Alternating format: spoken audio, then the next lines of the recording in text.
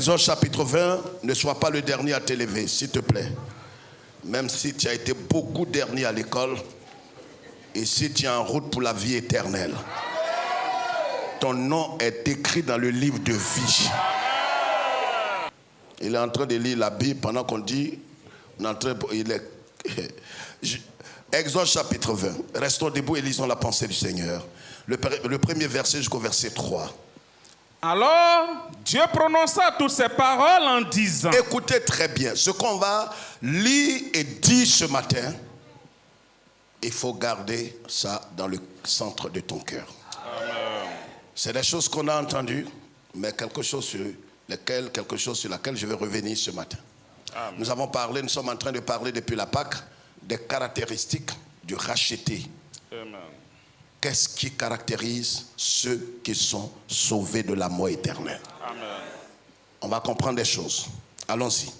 Je suis l'Éternel ton Dieu qui t'a fait sortir du pays d'Égypte, de la maison de servitude. Vous voyez comment Dieu commence. Il ne commence pas par les commandements. Mais vous savez, notre Dieu est tellement bon que le Seigneur, avant de te donner un ordre, il va te rappeler d'où il t'a tiré. Amen. Est-ce que quelqu'un comprend ce que je suis en train de dire? Amen. Dieu va te dire et il va te montrer, il va te révéler d'où il t'a pris. Amen. Il ne va pas te dire va faire ceci ou va faire cela. Non, c'est pas ce qui préoccupe Dieu. Ce que Dieu va te dire va être précédé de d'où il t'a pris. Amen. Pour que tu comprennes pourquoi est-ce qu'il te donne cet ordre. Asseyez-vous. Donc il dit, je suis l'Éternel ton Dieu qui t'a fait sortir du pays d'Égypte, de la maison de servitude. Tu n'auras pas d'autre Dieu devant ma face. Amen. Continue. Tu ne te feras point d'image taillée, ni de représentation quelconque des choses qui sont en haut dans les cieux, qui sont en bas sur la terre et qui sont dans les eaux plus bas que la terre. Tu ne te prosterneras point devant elles et tu ne les serviras point. Car moi, l'Éternel ton Dieu, je suis un Dieu jaloux, qui punit l'iniquité des pères sur les enfants jusqu'à la 3e et la 4e génération de ceux qui me haïssent. Amen. Amen. Amen. Amen. Je dis Amen. Amen. Je dis Amen. Et le dernier Amen pour ceux qui ont la certitude. Je dis Amen. Levons la tête s'il vous plaît. Voici quelque chose qui paraît connu de tous. Le Seigneur Dieu qui parle, qui se présente, il dit, je suis l'Éternel, ton Dieu, qui t'a fait sortir du pays d'Égypte, de la maison de servitude. Je t'ai fait sortir de la maison de servitude. Donc, c'est pas sage et c'est pas intelligent de dire, par exemple, j'étais païen, j'étais bien loti, j'étais bien placé, j'étais bien à l'aise. Dieu n'est pas insensé pour te faire sortir d'un luxe, de te faire sortir d'un bonheur pour t'amener dans autre chose. C'est pourquoi en toutes choses, dans la marche chrétienne, nous devons savoir au préalable, avant toute chose, d'où le Seigneur m'a tiré. C'est pas global, mais c'est individuellement. Et de façon intentionnelle, tu dois pouvoir te souvenir, tu dois pouvoir te remémorer véritablement d'où le Seigneur t'a pris. Tant que tu ne te souviendras pas, tant que tu ne feras pas cet exercice, il te sera difficile de comprendre les voies du Seigneur et d'apprécier la bonté de Dieu envers toi chaque jour.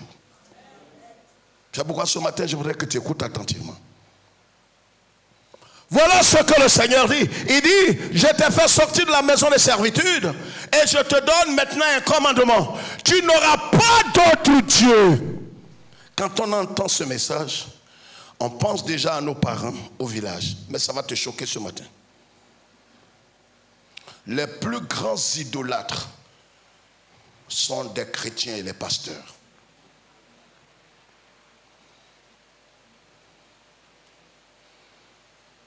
C'est pourquoi prends ton cahier. Écris le terme. Un paradoxe. Perdu malgré sa piété.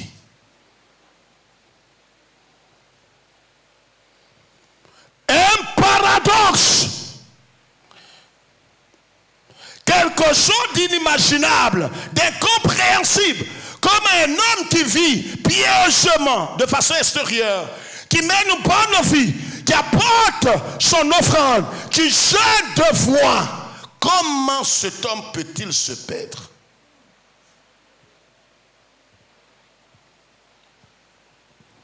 Comment un tel homme peut-il se perdre? Lui qui vénère le Seigneur, qui célèbre Dieu, qui apparemment quand tu le regardes, il respecte les principes de Dieu, il obéit à la loi de Dieu.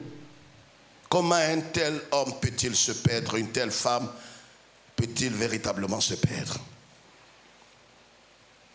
C'est ce qui va surprendre plus d'une personne au dernier jour. C'est pourquoi le Seigneur dit en Matthieu chapitre 7, il dit au dernier jour, plusieurs viendront, ils auront accès au Seigneur. Ils viendront jusqu'au trône de Dieu et diront, Seigneur, n'avons-nous pas chassé les démons? N'avons-nous pas apporté nos offrandes et nos libéralités? J'ai apporté ma dîme pendant toute ma vie, Seigneur. Je ne commettais point d'adultère, je ne volais point, j'étais fidèle à ma femme et à mon époux. J'ai obéi à ta parole.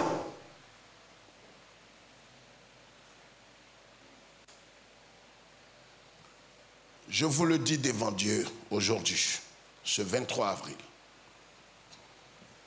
Il y aura des tragédies au dernier jour.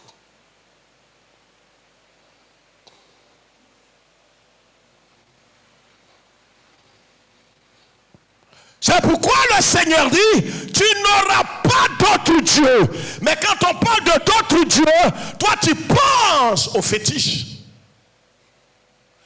Tu penses aux masques, aux statues.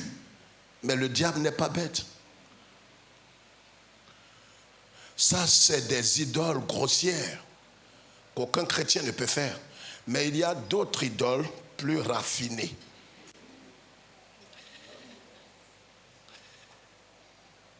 C'est pourquoi quelqu'un peut tomber sur sa face en train de crier vers Dieu, en train d'adorer le Seigneur. Et il se lève et le Seigneur le regarde. Et dit, c'est un idolâtre. Les gens pensent aujourd'hui dans les milieux évangéliques, mais moi je ne commets pas de vol, je ne triche pas, je ne commets pas d'impudicité. Mais il y a des païens qui ne commettent pas ces choses, mais ils ne sont pas sauvés. Ils ne fument pas, ils ne boivent pas, mais ils ne sont pas sauvés. Donc quand toi tu le fais, tu n'as rien fait d'extraordinaire. C'est pourquoi ce matin, écoute-moi très bien. On est tous concernés. Il n'y a pas un homme que je connais ici qui n'est pas concerné. On peut être pasteur, comme je le suis, et être un idolâtre.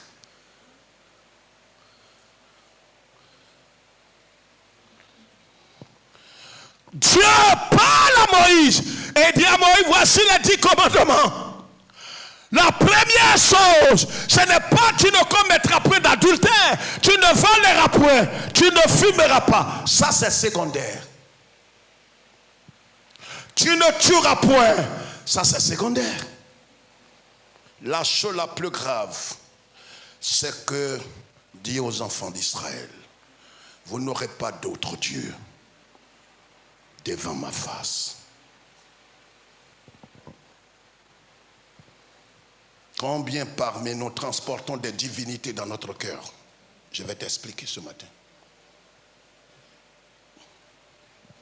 C'est pourquoi, Macadémos, quand les femmes sont allées voir la tombe de Jésus, les anges ont parlé aux femmes et elles ont dit, les anges ont dit aux femmes, allez, dites à ses disciples,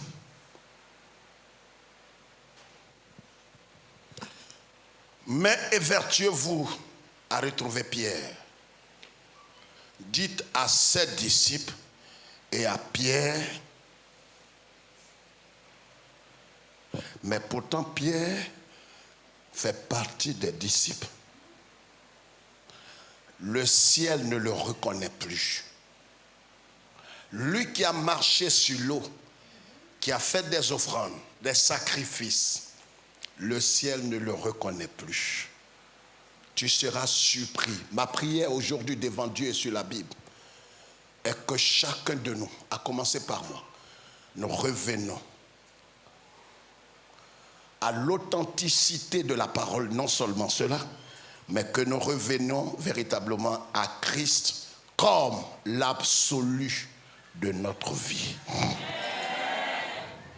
C'est bon de dire amen, mais je ne sais pas où tu vas avec ton destin. Je t'en supplie, si Dieu m'a parlé un jour, je t'en supplie aujourd'hui.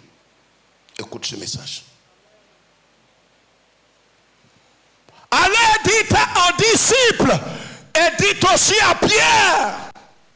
Faites tout votre effort pour trouver Pierre et dites à Pierre que le maître que tu as régné, le maître que tu as rejeté, qui a guéri ta belle-mère, qui t'a fait marcher sur l'eau, Pierre, l'homme que tu as méprisé, l'homme que tu n'avais pas cru, dites à ses disciples et allez trouver Pierre où il est et dites-lui, le ciel ne le reconnaît plus. Il n'a pas commis d'adultère, il n'a pas volé, il n'a pas fumé, il n'a pas été infidèle.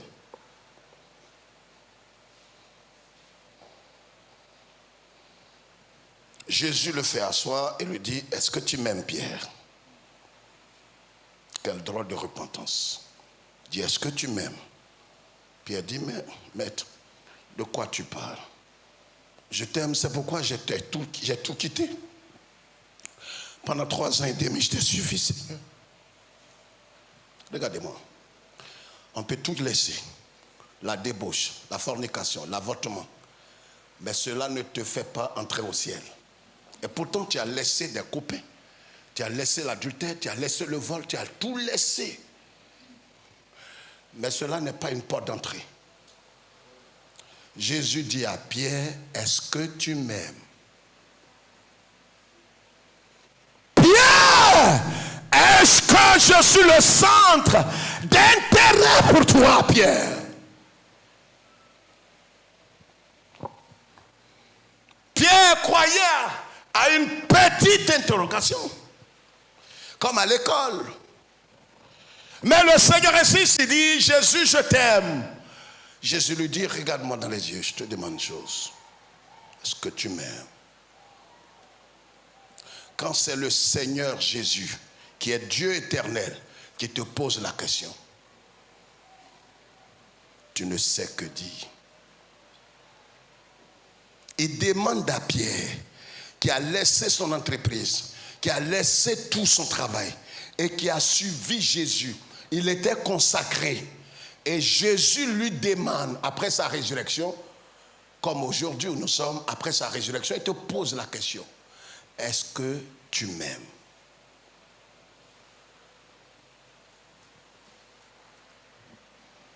Est-ce que tu m'aimes? Tu diras, mais Seigneur, si je ne t'aime pas, je n'allais pas apporter mes offrandes et me libérer. Mais Seigneur, pourquoi tu dis ça, Seigneur? Oui, Seigneur. Quand tu auras fini de verser tes larmes de caïman, il te demande. Le Seigneur n'est pas dans l'émotionnel. Est-ce que tu m'aimes? Ça devient sérieux. Pierre lui dit, maître, je fléchis genoux devant toi. En vérité, j'avais une divinité dans mon cœur. J'avais une idole. Je prétendais t'aimer, mais j'aimais quelque chose plus que toi. Vous voyez, l'idolâtrie n'a rien à voir pour les croyants avec les statues, le fétiche. Non. Ton mari, ta femme, tes enfants, ton diplôme. Et c'est pourquoi aujourd'hui on parle d'onction de mariage. Quelle abomination et quelle hérésie. Voyez pourquoi est-ce que 90% des chrétiens évangéliques, même dans notre communauté, on est tous ici préoccupés par ce que le Seigneur va accomplir dans notre vie, comme mariage, comme voyage, comme diplôme, comme travail. Ce sont des choses légitimes. Mais en vérité, nous n'avons pas l'honnêteté de reconnaître. Vous savez, l'idolâtrie véritable commence quand quelqu'un dit « Quand j'aurai ceci ».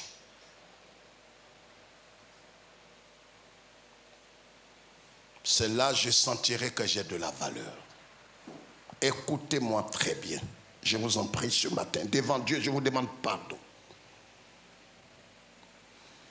Quand j'aurai ce diplôme, quand j'aurai cette femme, quand je me marierai, quand je travaillerai, c'est en ce moment que je réaliserai que j'ai de la valeur.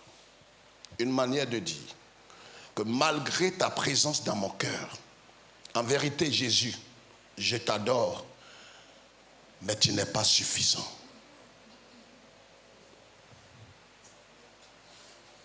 Je veux voir la main des honnêtes, pas des malhonnêtes. Voyez comment nous avons été des idolâtres.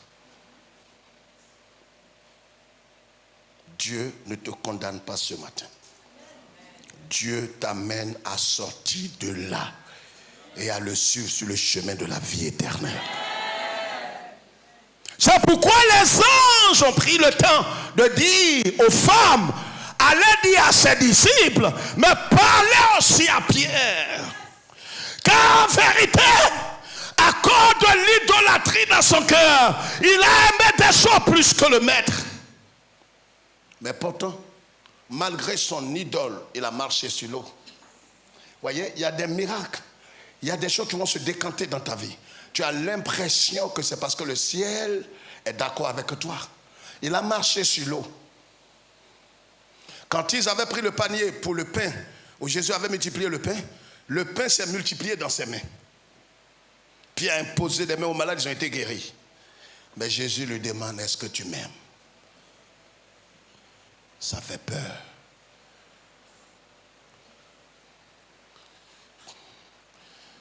C'est comme après des années de mariage, ta femme te réveille à 2h du matin, te dit, chérie, je vais te parler. Après 40 ans de mariage, te demande, est-ce que tu m'aimes? Tu vas vouloir justifier. Dis, regarde-moi, est-ce que tu m'aimes? Pareil pour ton mari qui peut te réveiller, te demander si vraiment tu l'aimes et tu l'as aimé une fois. Vous voyez comment on peut être des idolâtres ignorants.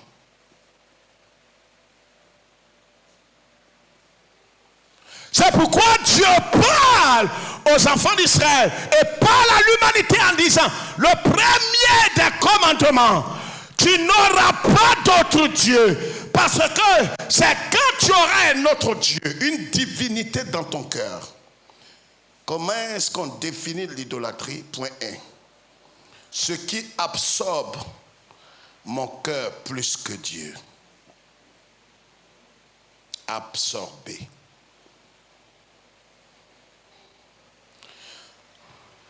Deuxième chose, ce qui est devenu le centre d'intérêt pour moi, c'est-à-dire tout ce que je pense, je fais, je réfléchis, tout ce que j'entreprends est focalisé sur comment je vais avoir une maison, comment je vais avoir un mari, comment Dieu, tu vas me donner un enfant, comment je vais me marier et voyager, afin que je sente qu'en vérité j'ai retrouvé ma dignité.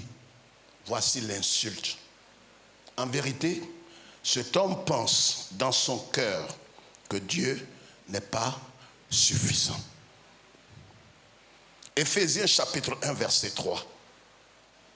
La Bible dit, béni soit Dieu le Père qui nous a bénis de toutes sortes de bénédictions spirituelles dans les lieux célestes en Christ Jésus.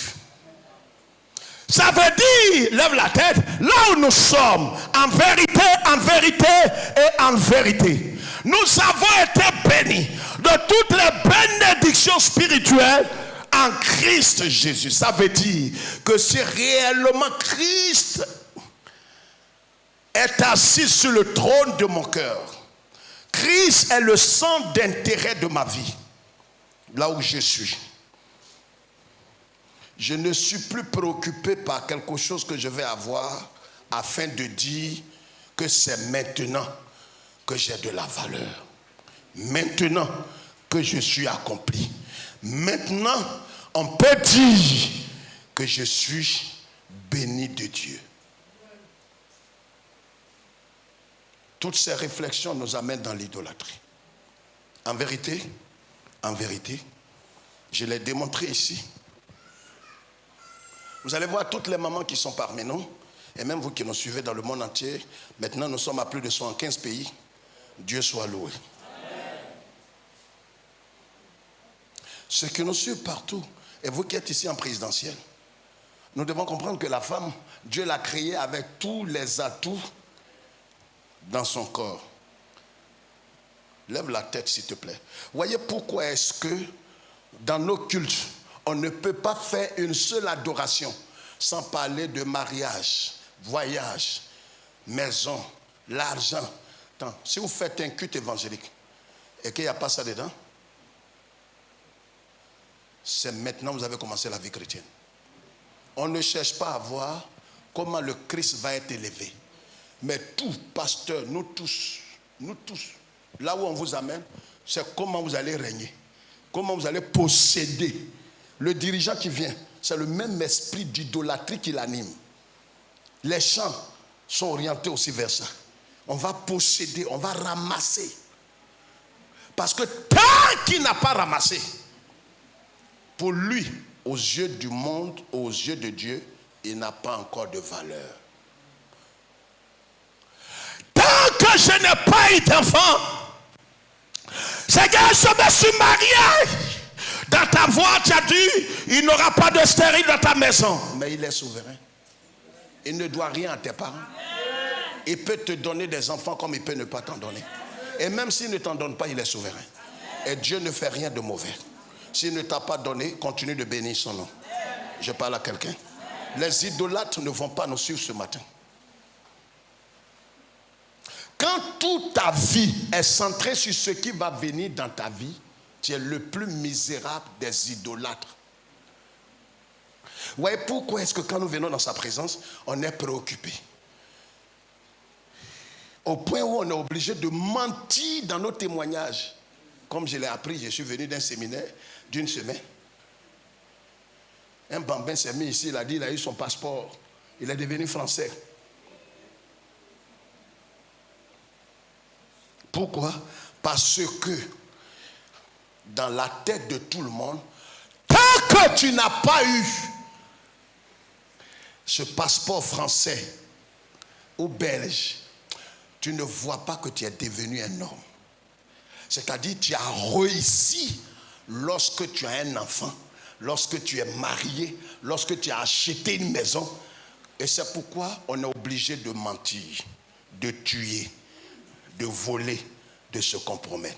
Pourquoi? Parce qu'en vérité, Dieu n'est pas le seul dans notre cœur. On a d'autres divinités. On est obligé de mentir. On ment notre habillement. On est obligé d'ajouter certaines choses à notre corps pour que les gens apprécient que tu as des courbes. On est obligé de mentir. Parce qu'en vérité, on a d'autres dieux. On n'apprécie pas même notre forme. On n'apprécie pas notre valeur. On n'apprécie pas ce que Dieu a fait de nous. Je ne parle pas du diable. On veut corriger. C'est pour ça que vous voyez des femmes misérables qui rasent leurs cils et qui mettent un crayon comme la nièce du diable. Et sur... Hey! Moi, je parle. Aucun d'entre vous ici ne peut m'effrayer. Aucun. Un homme normal, ce que Dieu a mis sur toi, tu vas enlever et faire pour toi, ça ne va pas. Il y a quelque... Vous voyez, c'est la divinité là qui fait tout ça. Parce que quand elle se regarde, elle dit, elle n'est pas suffisamment. Elle n'est pas suffisamment. Est-ce que ça veut dire qu'il ne faut pas se pommader? Est-ce que ça veut dire... Mais quand tu commences maintenant à dénaturer tout, tu as un problème. Tu as un problème. C'est-à-dire pour toi, tu n'es pas accompli, tu n'es pas entier, tu n'es pas réalisé. Tant que ce que tu attends n'est pas accompli dans ta vie, tu n'es pas ce que tu aurais voulu être. C'est ça qui montre qu'en vérité, Dieu n'est pas suffisant pour toi. Mais il faudrait que cette chose s'ajoute à Jésus pour que tu te sentes à l'aise. Donc cette chose et Jésus, c'est eux qui sont le sang de ta vie. Entendre Jésus dit, on ne peut servir. Donc dès que tu es préoccupé, tu ne sais pas que depuis un certain temps, il s'est retiré de toi. Que Dieu nous aide ce matin. Que Dieu nous pardonne. Comment on a transporté des divinités, des idoles dans notre cœur. Et pour nous, on voit des fétiches. On voit la statue de Saint-Pierre. On lit tes statues. Tu es vaincu. Tu es vaincu. Dieu même dit, mais qu'est-ce que l'idolâtre l'a fait vis-à-vis des idoles là?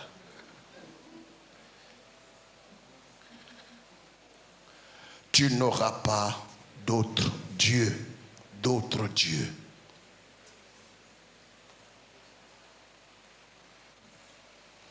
Quand tu crois dans ton cœur et personne ne le sait. C'est pourquoi quand Jésus est venu, Jésus n'a pas demandé à Pierre, fais-toi. Il dit, est-ce que tu m'aimes? Parce que le centre d'intérêt de l'homme, qui nous aimons au fait, on n'ose pas le dire. Il n'y a pas quelqu'un ici qui va avoir l'honnêteté de dire. Il y a quelque chose que nous poursuivons comme l'absolu de notre vie. Tant qu'on n'a pas ça, c'est comme si on est vide.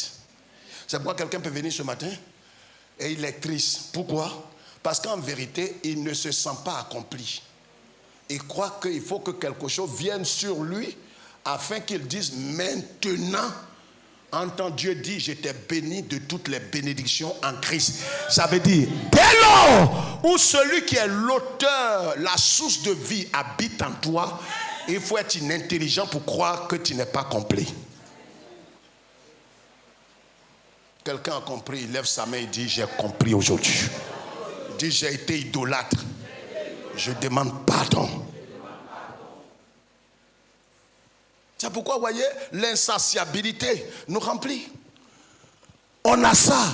On dit à Dieu, Seigneur, si tu es grand, si tu es grand, si tu es grand, Seigneur, si tu es grand, Seigneur, Seigneur, permets que mon patron me donne 150 000. Dieu va et parle à l'oreille de cet incirconcis.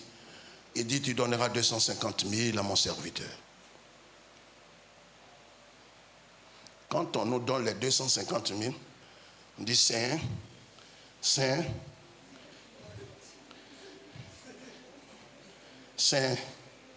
il a soutenu ton œuvre. Il a soutenu. 250 000, il reste combien pour faire 400 000? Seigneur, non Dieu, c'est... Oh non Dieu, si tu complètes mon salaire à 400 000, je vais témoigner tes mérites. Je vais dire, t'es au bien fait. Seigneur, quel culte je vais manquer encore?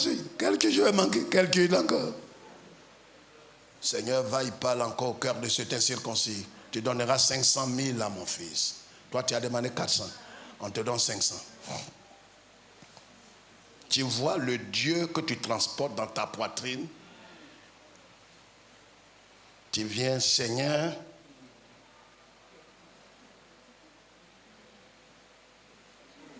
Tu as commencé, Seigneur. Tu as commencé. Ce que tu as commencé là, achève-le maintenant, Seigneur. Achève-le, achève-le, achève-le, achève-le, achève-le, achève. On dit, ah, le frère est inspiré ce matin. Seigneur, combien de fois tu m'as visité? J'avais 25 000.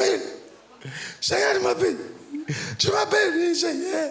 Le dirigeant, même le berger de celui, ne sait plus comment calmer le frère. Il pleure. Mais les gens ne savent pas ce que ce idolâtre va demander encore.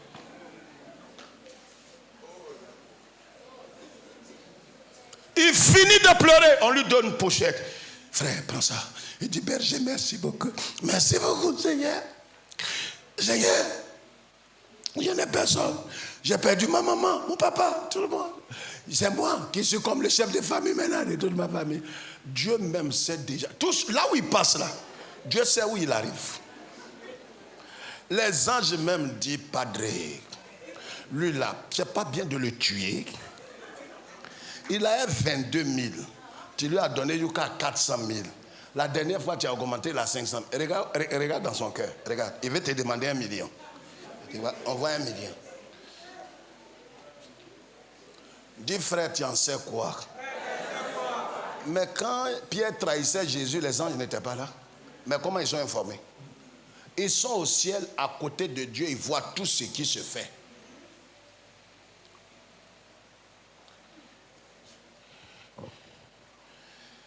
Et on lui donne pochette encore, mauve partout. Seigneur, Seigneur. Et termine. On dit non frère, tu as pris assez de temps. Je termine par un cantique berger. Je termine par un cantique. Grand Dieu, grand Dieu. Qu'est-ce qui est impossible à ton règne, Seigneur? Dieu ne prend pas l'adoration là. Et c'est que la motivation de cette adoration, c'est l'argent. C'est pourquoi il y a des louanges qu'on fait ici. On se demande si Dieu a agréé ça. Ça dépend du cœur qui vient donner l'adoration. On ne voit pas comment on a été idolâtre. On accuse les gens. Vous avez Vierge Marie, vous avez Saint Jacques, vous avez Saint Pandou, Saint Anne. Regarde comment vous êtes des sorciers. Regarde les statuettes au village. Je brûle ce fétiche au nom de Jésus. Je brûle ce fétiche. Dieu dit, mais ce sont tes promotionnels. Seulement pour être visibles. Et ils ne sont pas raffinés. Toi, tu es un idolâtre raffiné. Et il termine sa prière, Seigneur. À cause de tout, on va construire le temple. Vous voyez comment il vernit? On va construire le temple, Seigneur. Si ce que te demande aujourd'hui, après ça, si te demande quelque chose encore, c'est que ce n'est pas moi. Donne-moi 1 million. 1 million.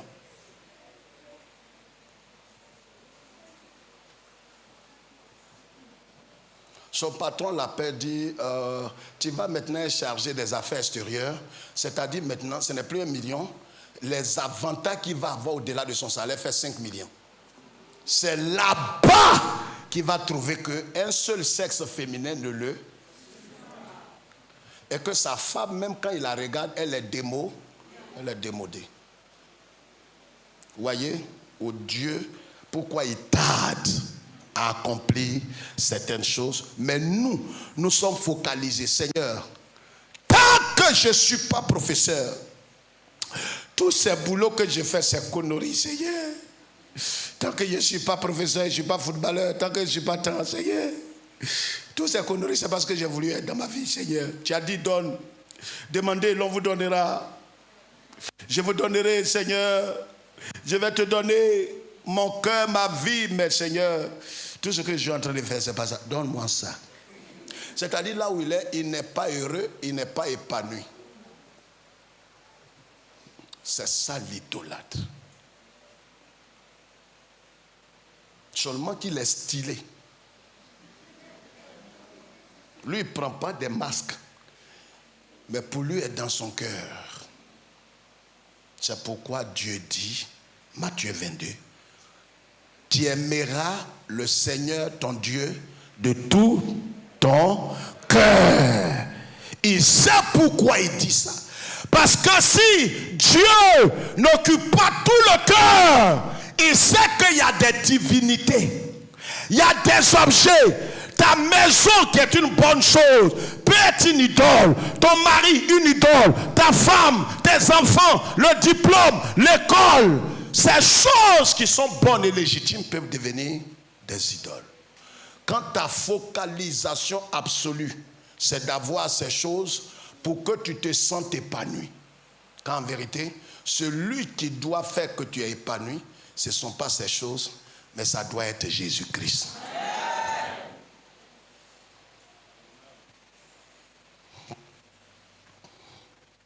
Est-ce que quelqu'un comprend la parole ce matin?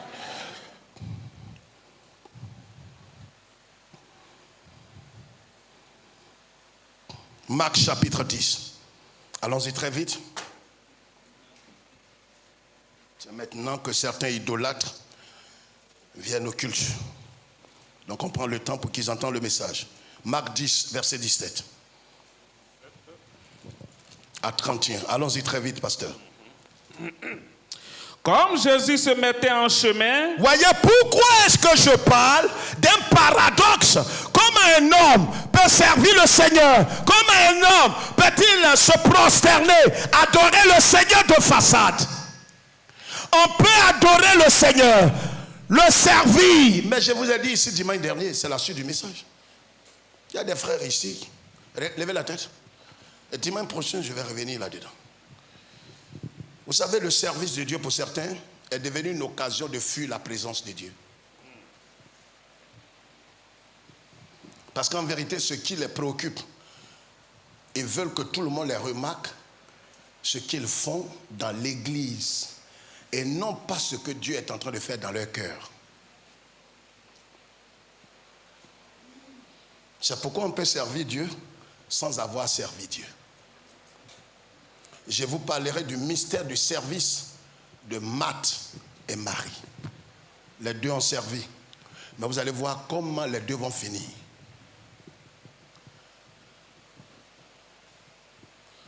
Le tout ne suffit pas.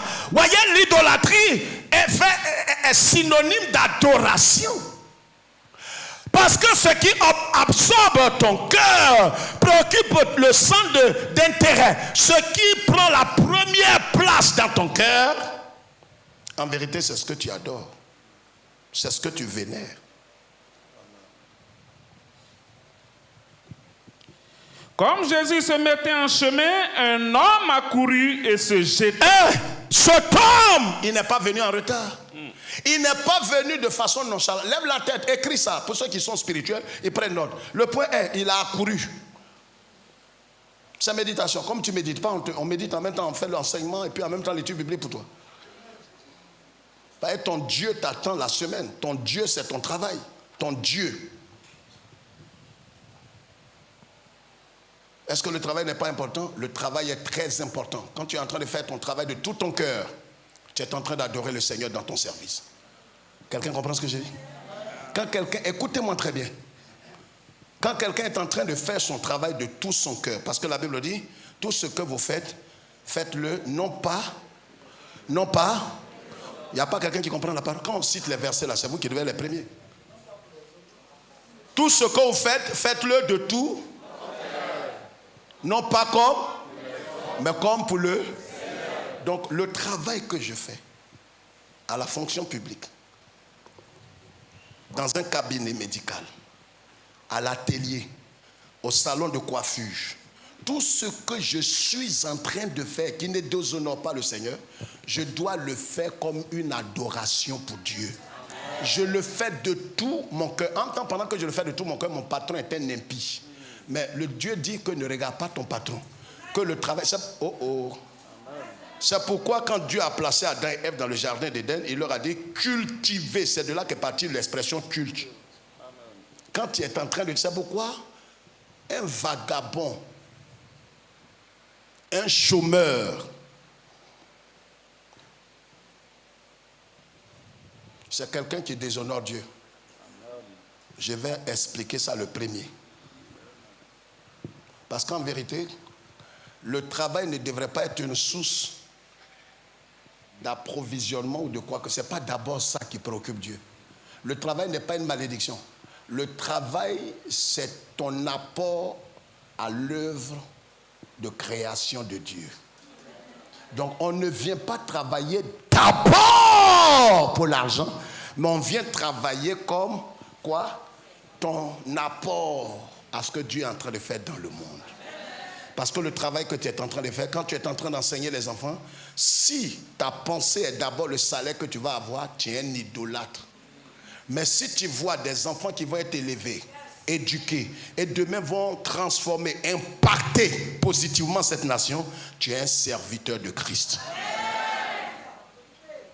Quelqu'un comprend maintenant le travail qui est une idole et puis un travail qui est adoration de Dieu? Quelqu'un comprend ça ce matin? C'est pour ça qu'on doit vous encourager. C'est pourquoi, ici, quand j'ai compris depuis plus de 25 ans, j'ai commencé à établir des pasteurs laïcs. Parce que ce que le pasteur fait là, il adore Dieu dans son travail. Il n'a pas besoin de laisser pour dire, c'est maintenant je m'arrête en plein temps. Non, il est à temps plein pour Dieu. Car Dieu, mais on ne le sait pas à mi-temps. On le sait entièrement. Donc quand abusivement on dit, bon, pour faire la différence, on dit, lui il est à temps plein et lui n'est pas à temps. Non, on est tous à temps plein. On ne serait pas dû à moitié-moitié. Il ne prend pas moitié, il prend plein. Donc, premièrement, le monsieur a couru. Vous voyez, c'est une piété. Toi, tu ne cours pas en venant. Ceux qui ce matin venaient, où est ma place? Clap comme ça. On va louer le Seigneur. En tout cas, frère, si tu es passé pour aller danser, vous êtes rassasié. Moi, ce matin, depuis la Pâque, mon cœur n'est pas en moi. J'ai demandé quelque chose au Seigneur, il ne m'a pas encore donné. Non, les conneries de témoignages là, je ne suis pas dedans. Moi, tant que je n'ai pas vu ce qui est, parce que tu es le Dieu, tu ne mens pas. Tu es le Dieu, tu ne mens pas. Tu apprends ça à qui? À tes parents, à la limite, mais pas à Dieu. Ce que tu dis là, tu ne dis rien de bon. Le jour que tu vas comprendre que tu es un sorcier, qu'en vérité, tu es un idolâtre,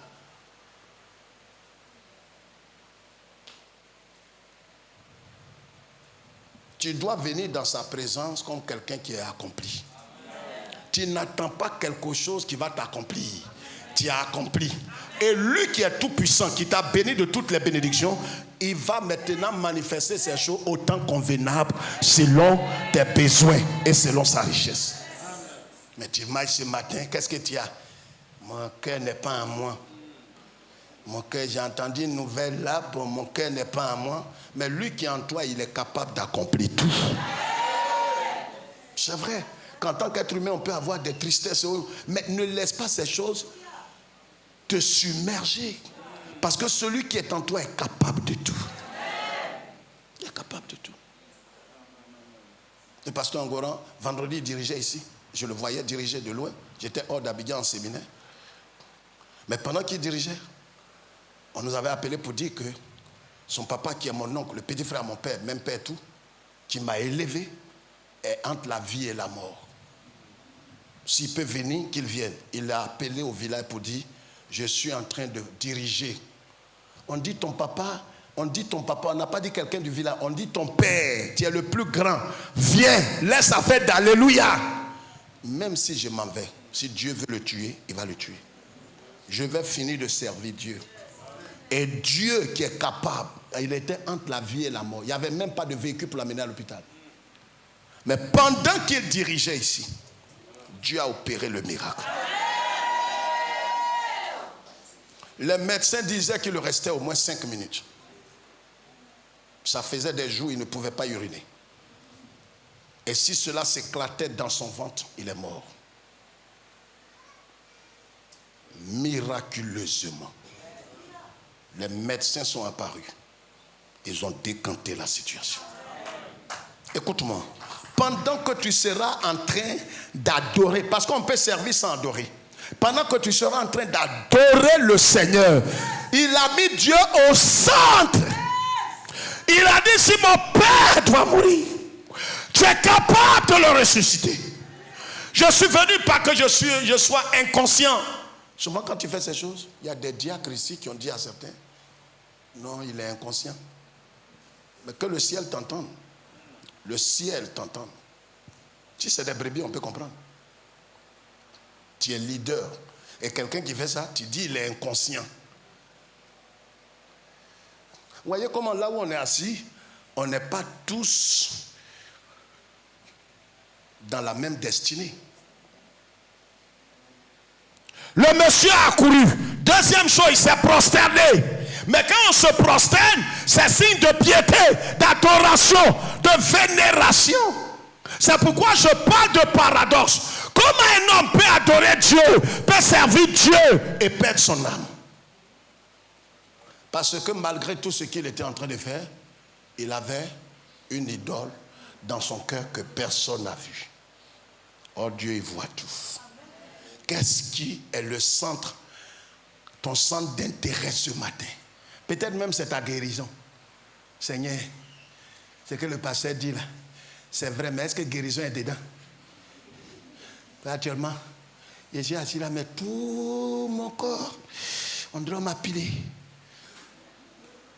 Ne t'ai-je pas dit que si tu crois,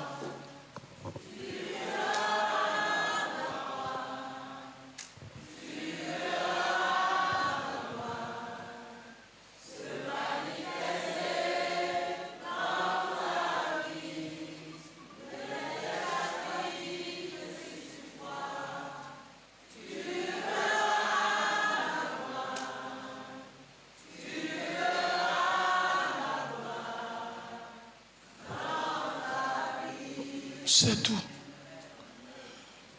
C'est pas qu'on soit inconscient. Mais quand tu vois Jésus comme l'aboutissement, l'absolu est l'absolu, absolu. La priorité absolue de ton cœur. Tu ne crois pas que tu dois ajouter quelque chose pour que ton épanouissement soit complet. Non. Tu n'as rien à ajouter. Les autres choses, il les manifestera en leur temps. Mais là où tu es, tu ne manques de rien. Une petite fille qui vient de naître, elle a des seins, elle a tout, elle a des entrailles. Seulement qu'elle a à peine 5 ans, mais on ne voit pas ses seins, mais elle ne manque pas de seins. Les seins vont sortir autant convenable. Tu n'as pas besoin de mettre banane dedans. Non, non. Il faut laisser, c'est l'ignorance. Les choses vont se manifester en leur temps, selon le temps Kairos. Et quand tu es focalisé sur comment tes seins vont sortir à 5 ans, alors les seins deviennent ton idole, parce que l'idole, c'est ce que tu cherches à avoir pour dire je suis accompli. Ouais, pourquoi on a tous été idolâtres? Qui reconnaît qu'il a été idolâtre? Les menteurs vont pas. Je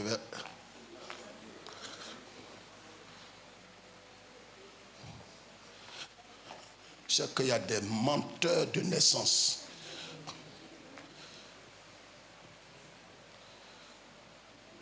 On a été tous menteurs, idolâtres. Seigneur, si, en tout cas, fais tout ça. Fais tout ça. Tout est presque accompli dans ma vie. Seigneur. Jésus dit à la croix, tout est accompli. Ça veut dire là où tu es, en vérité, tu ne manques de rien. Tu ne manques de rien. L'Éternel est mon berger et je ne... Pourquoi est-ce que David est vu comme l'homme selon le cœur de Dieu? Parce que David voit le Seigneur comme l'absolue priorité. C'est-à-dire, s'il a l'Éternel, pour lui tout est accompli. Même s'il n'est pas guéri, il n'a pas d'enfant, il n'a pas de mari, il n'a pas de voyage, il n'a pas le travail, il n'a pas la maison, il n'a pas la... Il sait que tout est accompli. C'est à ce prix que tu vas être délivré de l'idolâtrie.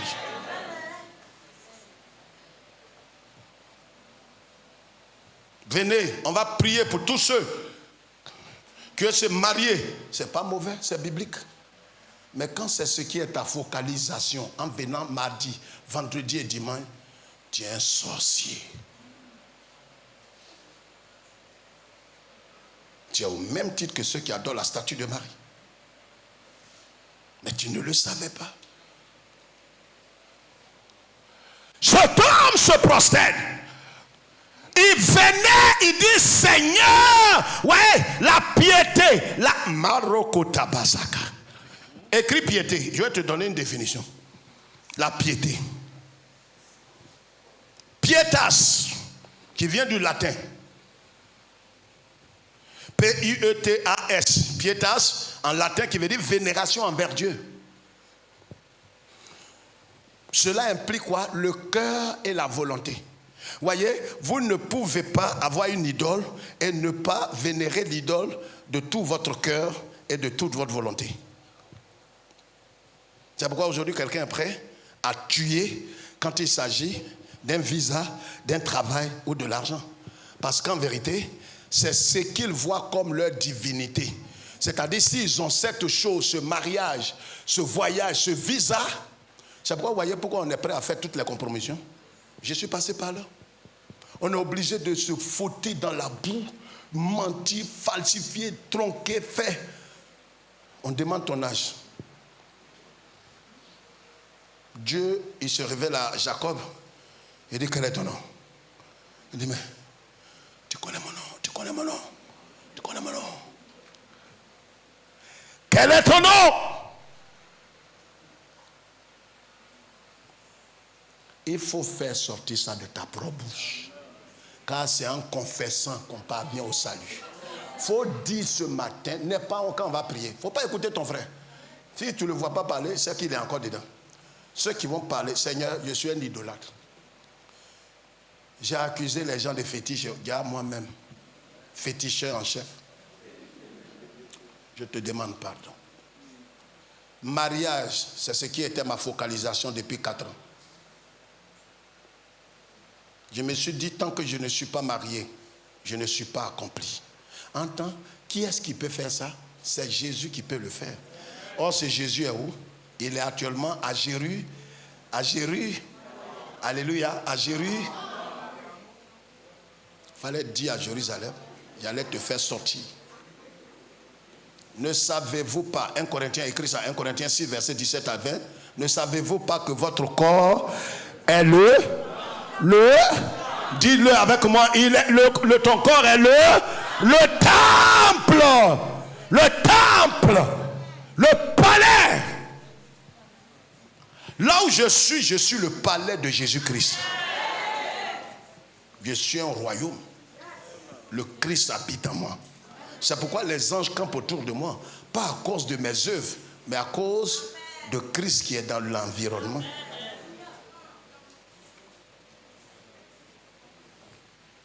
Amen. Et qu'est-ce qu'il fait? Voyez, voici un homme qui paraît comme pieux, mais un idolâtre. Vous allez comprendre pourquoi. Le seul homme dans la Bible que Jésus a aimé de tout son cœur. Mais malgré l'amour de Jésus, il n'a pas pu être sauvé. Ça va vous choquer ce matin. C'est pourquoi, regarde, oh Seigneur, ton amour, Jésus t'a trop aimé. Mais son amour seul ne suffit pas. Si tu ne veux pas, il ne peut rien faire pour toi. Il ne contraint personne. Il dit, venez à moi, vous tous qui êtes, et je vous donnerai du repos. Sors de l'idolâtrie ce matin. Qu'est-ce qui a été le centre d'intérêt de ta vie depuis ces 20 dernières années? Tu es venu à l'église, d'après toi, tu n'es pas encore venu à Jésus. Car pour les croyants rachetés, le Christ est la priorité absolue. Je crois que tu écris ces choses au lieu de bailler et dormir. Le Christ est la priorité absolue des rachetés. C'est pourquoi il est tout pour moi, oh, l'agneau de... Mais les gens chantent ça du bout des lèvres. Il n'est pas tout pour eux. C'est le mariage qui est tout pour lui. C'est pourquoi même dans tout ce qu'on est en train de faire, on est dans l'adoration. Oh Seigneur, si mon mari est là, révèle-le-moi. Révèle-le-moi, Seigneur. Seigneur, si ma femme est là, révèle-la-moi. Révèle-la, je ne sais pas si elle est là. Révèle-la. Des gens qui, extérieurement, vous les voyez pieux, mais sa focalisation. Seigneur, trouve-moi mon mari. Sinon, je vais me... Seigneur, ce que tu es en train de faire cette année-là, si ça dépasse, ça me fait 41 ans. 41 ans, Seigneur. Après 41 ans, Seigneur, si tu ne fais rien, Faut pas dire que je me suis jeté sur un homme. Faut pas dire, mais comme tu es un idolâtre, parce qu'en vérité pour toi, tant qu'un homme n'est pas venu demander ta main, tu n'es pas accompli. C'est pourquoi tu es une sorcière. Tu es un idolâtre, tu es une idolâtre. Parce que le Christ n'est pas tout pour toi. N'est pas tout pour toi. Voyez comment on doit réformater notre mentalité. On prie, mais ce n'est pas ce qui doit être le centre de notre cœur. Dieu veut que tu te maries. Dieu veut que tu sois béni financièrement. Dieu veut que tu aies ton diplôme. Mais ce n'est pas ce qui doit préoccuper ton cœur plus que tout. Celui qui doit te préoccuper, c'est comment Jésus va envahir ton cœur. Comment toi tu vas diminuer pour que le Christ croisse en toi. Comment les fruits de l'esprit, la paix, la joie, la fidélité, la patience, ces fruits-là vont être matérialisés en toi. Quand Christ grandit, plus tu comprends qu'il veut ton bien. Même souvent avec nos enfants, on le fait. Il est 19h30, 20h, le repas est prêt. La maman a fait peut-être un bon foutou, viande, tout ce que nous aimons en Afrique. 19h30. Leur idole, c'est qu'ils doivent prendre goûter tous les jours. Même s'il est 20h, qui n'ont pas pris leur goûter, je parle à une famille ici. Chez moi, ils le font. C'est des petits idolâtres. Donc, qu'est-ce qu'ils font? Même à 20h, ils viennent. Oui, maman? Papa, je n'ai pas encore pris mon goûter. Le repas est sur la table. Allez vous servir. Dis non. Papa, on va prendre le goûter et puis on va venir manger. C'est ça l'idolâtrie. C'est-à-dire, tant qu'ils n'ont pas pris goûter là, c'est comme aujourd'hui là, ils n'ont pas mangé. C'est ça qu'on appelle. C'est la même chose là que nous on fait à Jésus. Seigneur, il y a une douleur en bas de mon ventre. Si tu enlèves ça, je verrai ta grandeur. Avant la naissance de tes aïeux, Jésus est proclamé roi des rois. Même si tu meurs avec la boule, il est quand même Seigneur des seigneurs. C'est pourquoi ce qui doit te préoccuper aujourd'hui, ce n'est pas s'il ne fait pas. Il n'est pas. Je suis en train de vous rééduquer après la Pâque, que vous et moi, nous devons comprendre Jésus, le mettre au centre de notre vie. C'est pourquoi les 3 enfants hébreux, on va aller à 10h. C'est pourquoi moi-même je vais à 10h exprès. Donc il ne faut même pas que quelqu'un va me regarder. La montre aussi est devenue ton idole. Donc, qu'est-ce qu'ils font? Ouais, les 3 enfants hébreux, qu'est-ce qu'ils ont fait? Ils ont dit à Nebuchadnezzar, même si tu ne nous... même si Dieu ne nous... Quand tu arrives à ce stade, Dieu, je suis venu te dire, même si tu ne me donnes pas d'enfant, je ne me marie pas, je n'ai pas de diplôme. Jésus, c'est de tout mon cœur, il te dit, tu es tout pour moi. Parce qu'en vérité, rien n'est impossible à ton pouvoir. Si je n'ai pas reçu, ce n'est pas parce que les sorciers sont forts. Voilà encore une autre idolâtrie que certains sont assis parmi nous, mais sont malhonnêtes et n'ont pas l'honnêteté de reconnaître que Jésus est au-dessus des idoles. C'est-à-dire que Jésus veut, mais les sorciers peuvent leur barrer le chemin. Tu es un misérable. Tape 2 personnes, dis j'espère que ce n'est pas de toi il parle. Si tu ne tapes pas, tape-les, monsieur, tape quelqu'un. Dis ne sois pas idolâtre. Jésus est plus puissant que les sorciers. Si tu n'as pas ton miracle, c'est pas parce que les sorciers sont forts. Arrête ces conneries là dans ton cerveau. Les sorciers, ils ont bloqué mon chemin. Ils ont même des pasteurs. C'est triste. Pasteur. Moi, je n'ose pas rendre témoignage parce que quand je vois le peuple, faut pas. Quelqu'un va bloquer. Il va bloquer la suite de mon miracle. Tu es le pire des hommes. Je pèse mes mots. Tu es le pire des pasteurs. C'est méchant de croire ça. Qui est ton sorcier ici? Vous avez cette mentalité. Et des gens ont cette pensée idolâtre là. Ils ont fait toutes les églises avec et ils croient que c'est juste. Je voulais rendre témoignage, mais quand j'ai regardé les visages, mais quand tu rends témoignage, tu donnes gloire à Jésus-Christ. Le bonhomme là, il fait quoi? C'est sur son histoire, on va s'arrêter et le mardi, on va voir là. Va vite, va vite, va vite. À genoux, Il s'est jeté, il s'est jeté. Il ne s'est pas couché, il s'est jeté. Mais c'est que lui là, c'est un adorateur. On est en train de prier, quelqu'un se jette, on voit le sang sortir, on dit Dieu. Moi-même j'adore, mais lui là, Dieu. Non, c'est un saint. Le frère là, mais vous ne savez pas que lui là, idole qui est dans son cœur, tout ce qu'il fait là, il le fait pour un but, pour que Dieu le voie et que Dieu lui donne une autre voiture. C'est ça l'idolâtre. Il ne fait rien pour rien. Tout ce qu'il fait, c'est un opportuniste. Ce matin, si ce message ne te recadre pas, c'est que toi là, j'espère que tu n'es pas né pour aller en enfer. Je ne suis pas en train de rire, madame. C'est pourquoi, vous voyez, on doit réajuster l'attitude de notre cœur. Dieu bénit, Dieu guérit, mais ce n'est pas pour ça que tu dois le suivre. Amen. Idolâtre. 99% des églises évangélistes, c'est ce qu'on prêche. Il va te donner ça, il va te donner. Moi, je suis en train de vous éduquer.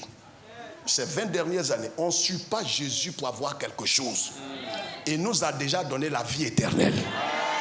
Ce qui est plus grand, s'il nous a donné la vie éternelle, les secondes choses là, on demande, s'il ne nous donne pas, on continue la marche. C'est vrai ou bien c'est faux? Guérison, tu es en train de prier. Là où on est, là, à un certain âge, moi, il va vers 60 ans bientôt, dans quelque chose. Mais il y a des douleurs qui viennent dans ton corps. Dis, ah Seigneur, Seigneur, je suis ton saint serviteur. Je ne peux pas prêcher avec tous les douleurs, c'est tout. Ah, mon cœur. On prie, on prend médicaments. Mais même s'il ne nous guérit pas, on continue de le prêcher. Je n'ai pas entendu ta voix. Je n'ai pas entendu ta voix. Même si tu ne me guéris pas. Tu vois? Tes pères cachés sur Internet te disent non, ce n'est pas normal que tu sois un prince. Et puis les impies sont sur les chameaux. Ils ont dépassé chez vous maintenant. Ces chameaux maintenant ils sont dessus. Et que toi tu es un prince, un fils de Dieu, tu marches.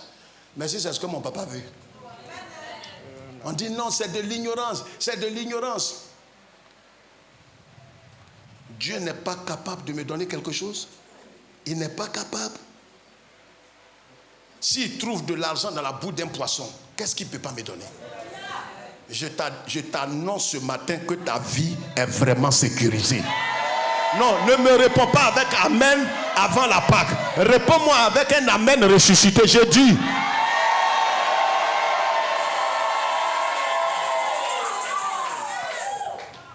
De la même manière qu'une jeune fille de 5 ans n'a pas de sein qu'on voit, mais elle ne manque pas de sein. Elle ne manque pas de sein. Il est en toi, le donateur. C'est quoi tu cherches? Bénis son nom. Même quand tu lui demandes, ne sois pas focalisé. Comme si s'il ne te donne pas ça, il n'est pas Dieu. Et on a fait des prières. Seigneur, si tu es Dieu, si tu es Dieu, si tu es Dieu. Le ciel dit, il est Dieu.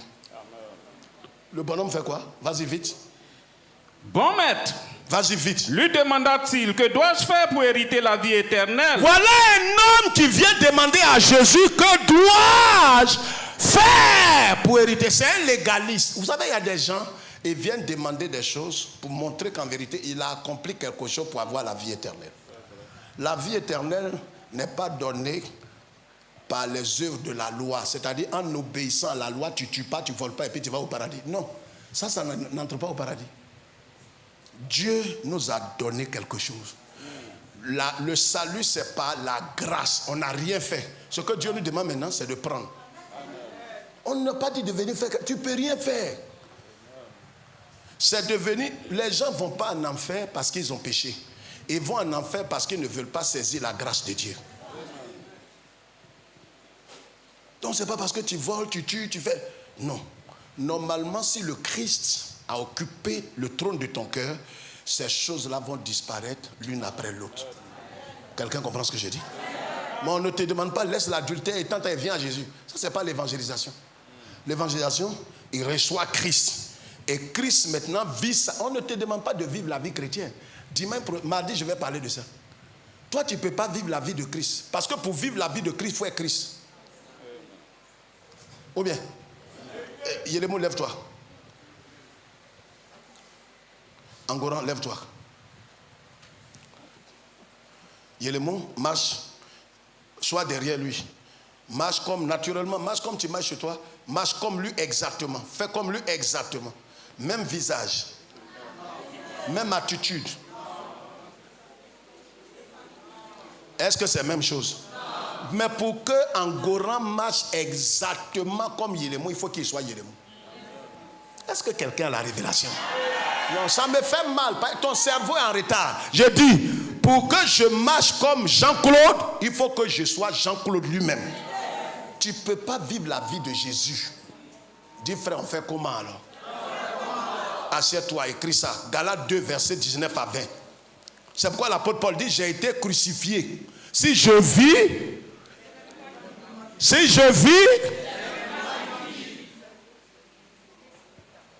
en vérité, la vie chrétienne, c'est quoi? C'est Jésus lui-même qui vit la vie qu'il a vécue quand il était sur terre. Il vit ça dans mon corps. Donc moi, je deviens seulement son trans. C'est tout. Si tu as compris ça, tu as compris la vie chrétienne. Tu ne vas pas mettre bâche quand quelqu'un est guéri. Tu comprends maintenant? Quand on impose les mêmes mots, oh, il est guéri. On dit, ah papa, là je marche comme ça, comme un coquelet. Le plus misérable des pasteurs évangéliques. Et il se glorifie. Pasteur, tu as combien de dons? Actuellement, je dois avoir 6 dons maintenant. Malheureux. Et les 90% des églises évangéliques croient à ça. Au séminaire, on a discuté, les gens ont dit, ah pasteur, on s'est frotté. On s'est frotté. Parce que tu ne vas pas me faire avaler des bêtises. J'ai dit aux blancs, tu es blanc chez toi. Tu ne peux pas me faire avaler des choses. Les autres peuvent rester là comme ça. Moi, tu ne peux pas me faire. Je n'avale pas ça. Tu n'as pas de dons. Ce sont les dons. Alors, si le Saint-Esprit a opéré en toi la guérison, ton père doit mettre bâche pour danser. C'est toi qui l'as guéri. Alors, pourquoi tu demandes une offrande? Tu ne vois pas comment toi et puis celui-même qui t'a prié pour toi, vous deux, vous êtes des sorciers. Il m'avait s'aimer. Il m'avait s'aimer, papa. Pas et fouet.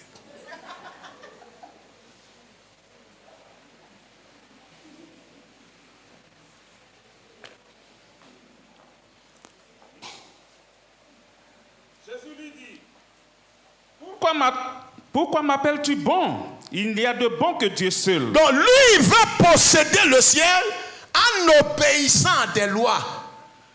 Et c'est pas sur Internet, non, si tu portes foulard, si tu portes pas foulard, si tu portes boucle d'oreille, tu portes pas boucle d'oreille, tu portes pas, si tu apportes pas non, on dit de bien s'habiller. Habillez-vous décemment. Mais c'est pas ce que tu portes là qui va te fermer la porte du ciel. Sinon, tu rentres dans le légalisme, tu rentres dans ce qu'on appelle les œuvres de la loi. Est-ce que ça veut dire qu'il faut s'habiller comme une Jézabel, une prostituée? Habille-toi décemment, propre. Tu mets ton foulard, tu adores le Seigneur. Parce que ce n'est pas tes cheveux on est venu voir, mais ce n'est pas une doctrine. C'est Christ qu'on est venu élever. C'est pourquoi Paul dit à toutes les femmes de Corinthe, fermez votre gloire, la chevelure. C'est pourquoi Marie, son service est divin. Elle pouvait prendre une serviette neuve. Hier, vous parlez de ça. La femme, sa gloire, c'est ce qui est sur sa tête. Mais comme tu viens pour vénérer la gloire du ressuscité, ferme-toi ta gloire. Tu comprends maintenant? C'est une affaire de baptiste misérable. Quand tu ne comprends pas malgré ton âge, il faut te renseigner. Parce que tu peux être âgé et puis ne pas être intelligent. Selon la Bible. Hein, c'est les baptistes là qui portent foulard. Tu es aussi misérable comme ça? Ta gloire, là, c'est ça on dit de fermer. Pour que la gloire du Christ seul. Même si tu ne dis pas amen. Avance, on va. Tu connais les commandements. Tu ne commettras point d'adultère, tu ne tueras point, tu ne déberas point. Va vite. Tu ne diras point le faux témoignage, tu ne feras de tort à personne, honore ton père et ta mère. Il lui répondit, il dit quoi? Maître, j'ai observé toutes ces choses dès ma jeunesse. Laisse ça. Passons à la leçon suivante. Si je suis venu je suis venu te dire, montre-moi des mystères pour que je pratique pour entrer au ciel. Tu ne tueras pas, tu ne voleras pas, tu n'auras pas d'autre Dieu. J'ai obéi à ça depuis l'école de dimanche, école d'hymne. J'étais le premier à l'école d'hymne.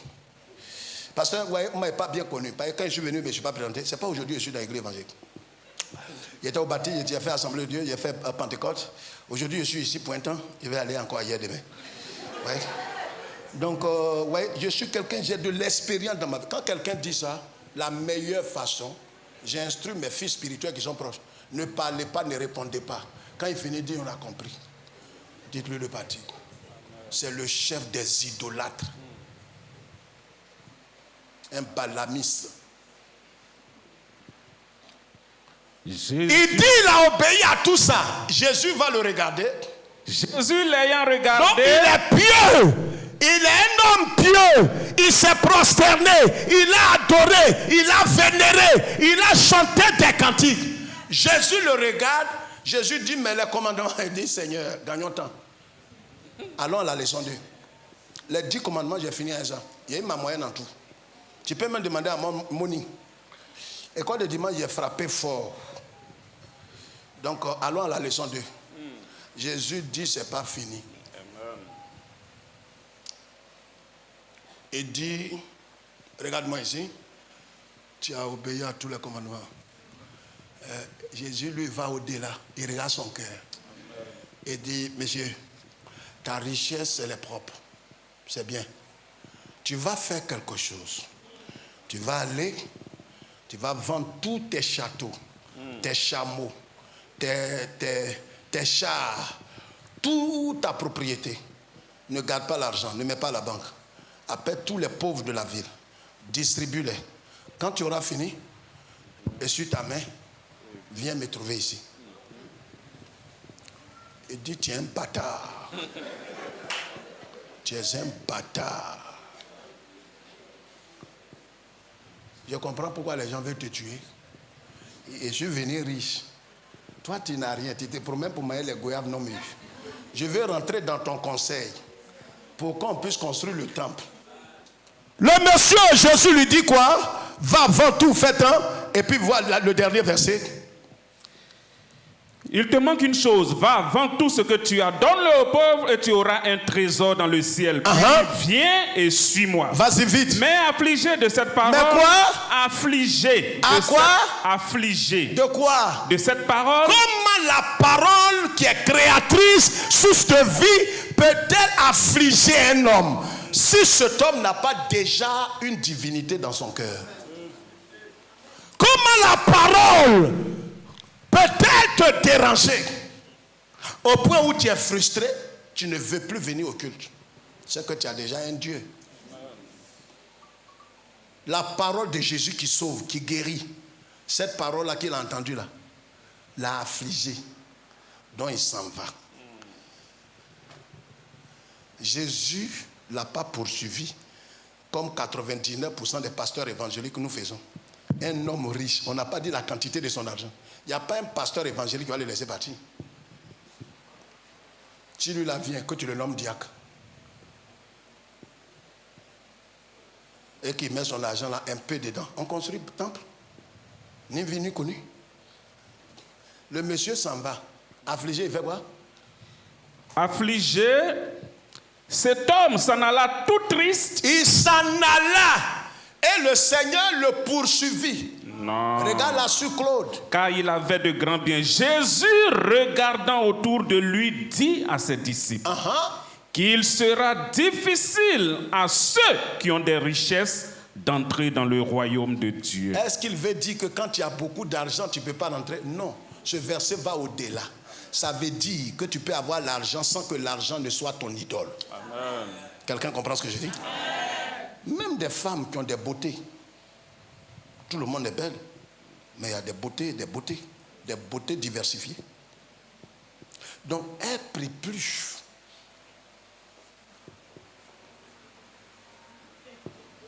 Seigneur, tu m'as déjà béni avec une telle beauté. Je n'ai pas besoin même d'élever la voix. Les hommes vont venir à moi. Oh, il dit demandez long. Ta beauté n'est pas suffisante.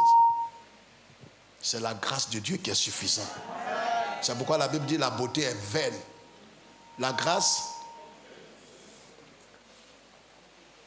Donc le monsieur, la Bible dit, Jésus l'ayant regardé, l'aima. Mais malgré que Jésus l'ait aimé, ne l'a pas sauvé. L'amour de Dieu seul. Si toi tu ne veux pas, Dieu ne va pas te sauver indépendamment de ta volonté. Est-ce que tu n'as pas une idole dans le cœur ce matin? Est-ce qu'il n'y a pas quelque chose qui absorbe ton temps, ta vie, que tu veux voir accompli et tu diras, si j'avais ça, les gens verront que j'ai de la valeur. Si j'avais ça, les gens verront que je suis important. Si j'ai ça, les gens sauront qu'en vérité, je suis un fils de Dieu. En vérité, même avant que tu n'aies ces choses, tu as déjà de la valeur. Ces choses ne vont pas te donner de la valeur, car Jésus lui-même est ta valeur. Ne soyons pas idolâtres. On va prier. On va se lever. Vous ne chantez pas, hein? Adore-le et enlève les idoles. En vérité, qu'il n'y ait personne d'autre que Jésus dans ton cœur. Demande-lui pardon. Nous avons péché contre lui. J'ai été idolâtre. C'est nous qui chantons.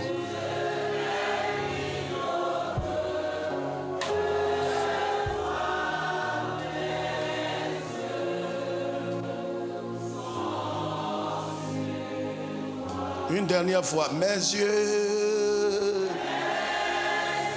les mains levées vers le Seigneur. Il est tout pour toi. C'est vrai.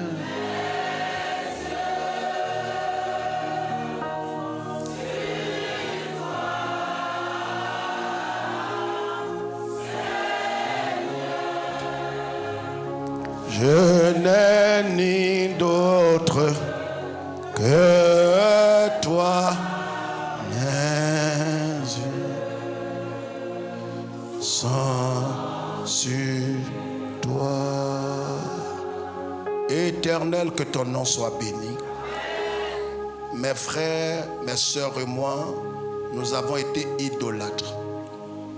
Seigneur, il m'est arrivé d'avoir des focalisations en croyant que si je n'ai pas cet argent, je n'ai pas cette maison, je n'ai pas cette voiture, je n'ai pas ce diplôme, je n'ai pas de valeur. Mon frère et moi, nous avons péché contre toi. En vérité, nous avons eu d'autres dieux que toi.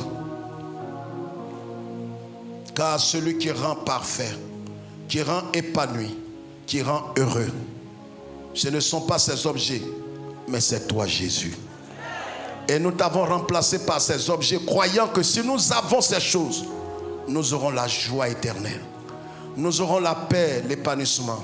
Au point où certains sont prêts à se suicider s'ils n'ont pas eu le mari qu'ils voulaient, s'ils n'ont pas eu la femme qu'ils voulaient, s'ils n'ont pas eu le visa qu'ils voulaient, la maison qu'ils voulaient, le travail qu'ils voulaient.